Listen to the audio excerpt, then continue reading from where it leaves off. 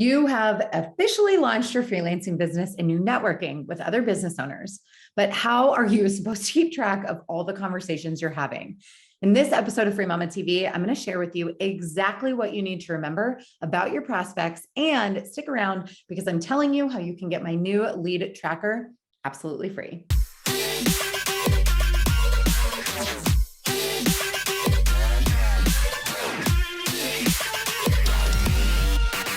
Hey, I'm Lauren Golden here with a new episode of Free Mama TV, showing moms like you how to start and run a successful freelancing business from home.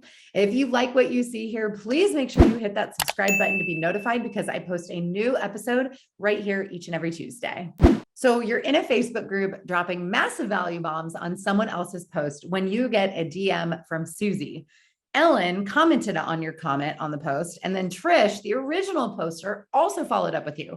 In a matter of moments, you're in 3 different conversations about your business, and that's on top of the other leads you may be nurturing. Where do you store all of this information? In your head, on a sticky note, right there in the DMs? It takes between 6 to 8 touches to qualify and nurture a lead and move them through your buying journey. So it's super important that you're following up with everyone. Not only does it make people feel seen and heard, it also gives you the opportunity to learn more about their challenges and goals and make sure you're the right person to help them out. Plus, it could take time to overcome any objections they might have about outsourcing. That's also why not following up is a massive missed opportunity. And worse, it's completely inside your control. But you've got a lot going on. So how are you supposed to remember all of the people that you're talking to? Well, I'm going to share my screen with you in just a sec to walk you through our new leads tracker that I created. But before I do that, how are you currently networking, and are you tracking your new connections? Tell me in the comments down below this video. Plus, if you're struggling to attract leads, you're going to want to check out this video about how to network effectively online, or this one about using Facebook groups for business. And don't miss the one about how to network in person as well. All right, let's start tracking. Okay, so here is our prospect tracking spreadsheet. You can get access to this. I'll tell you at the end how you can do that. This exact form, as you see when you get it, you're going to want to save a copy file, save a copy to your own Google Drive. That way you have the ability to actually edit this document. And you can see that it's really simple to follow, but it's going to give you all the good information that you need to actually follow up and keep track of the people that you're talking to on social media. So let's say I'm over here on social media, I'm in a group, I make a connection. I'm going to use one of my business besties and online friends who I know both online and real life as an example, the amazing McCall Jones. So McCall and I get into a conversation, we're talking, maybe she doesn't love me yet, but that's who I'm going to use for this example. So, you're in a Facebook group, you're networking, you're prospecting, or you're on Instagram and you're connecting with people, or maybe you even go to a real in-person event. It doesn't matter. We want to keep track of the people that we want to continue to follow up with, so that we're not relying on our brain to remember every single conversation with every single person, because we know it's going to take time to cultivate these relationships. So I'm going to type in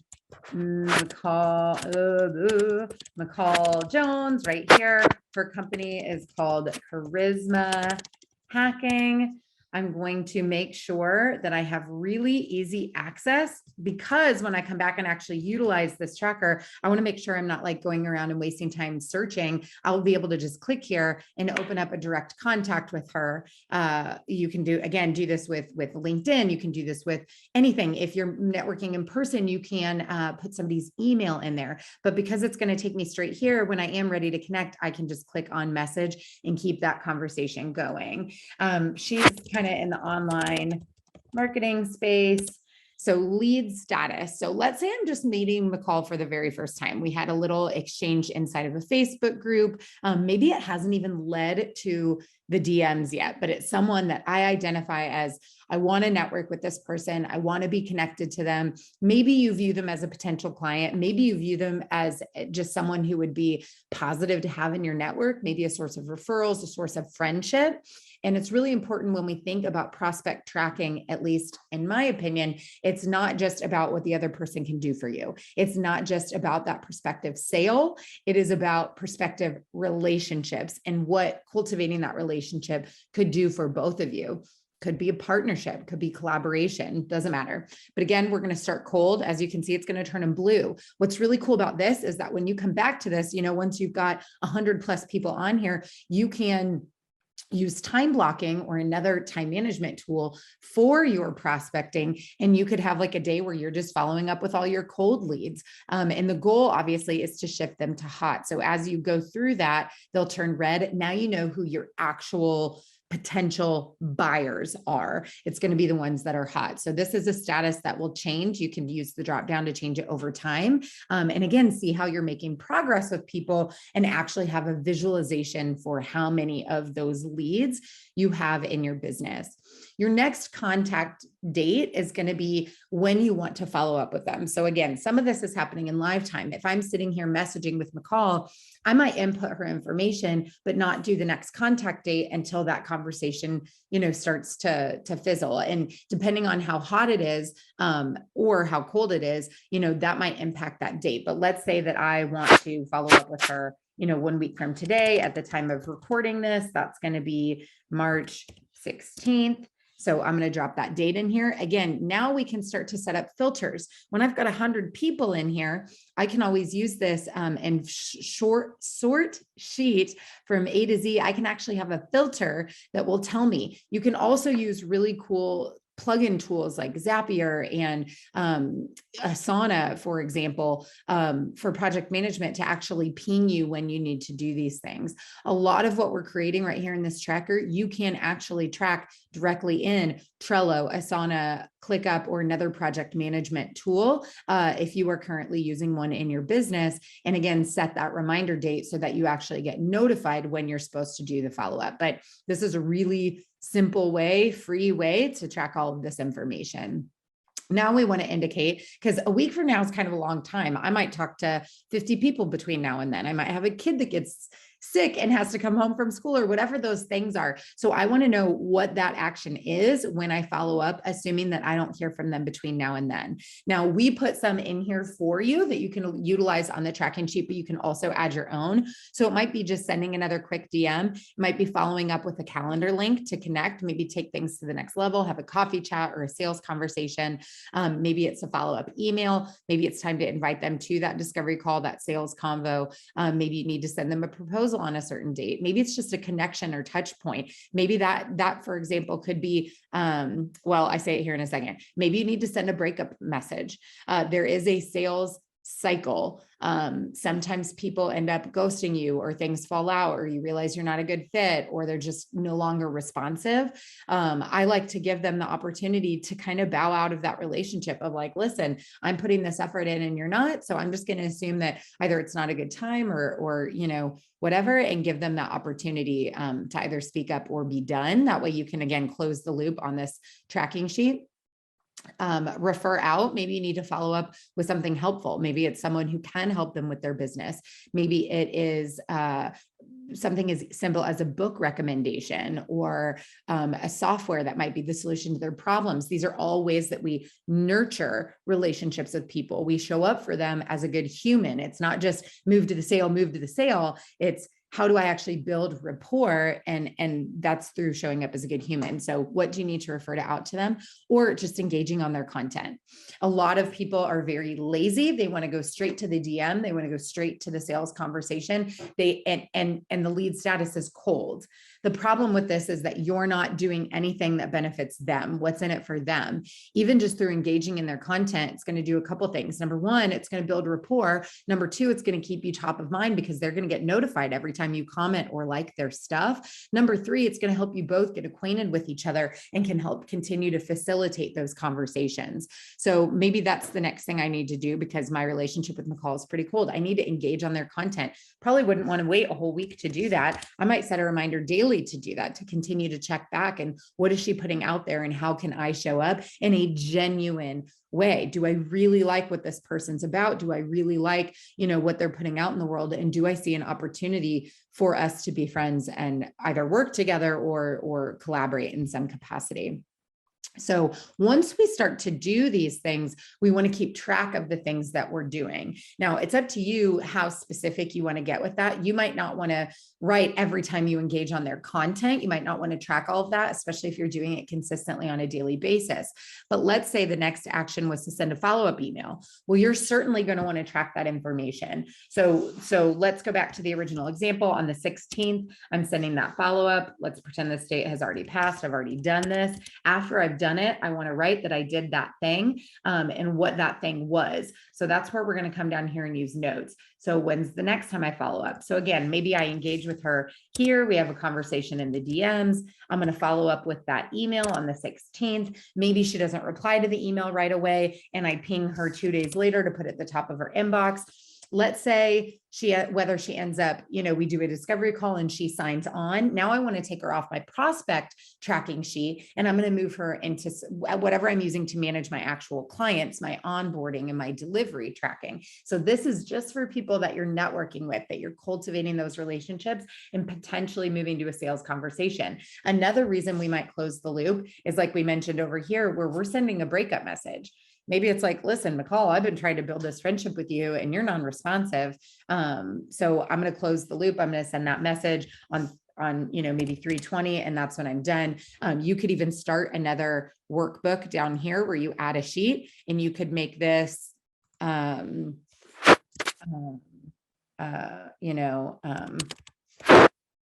leads or breakup leads, something like that. And you could just copy and paste the entire column. You could go file, cut.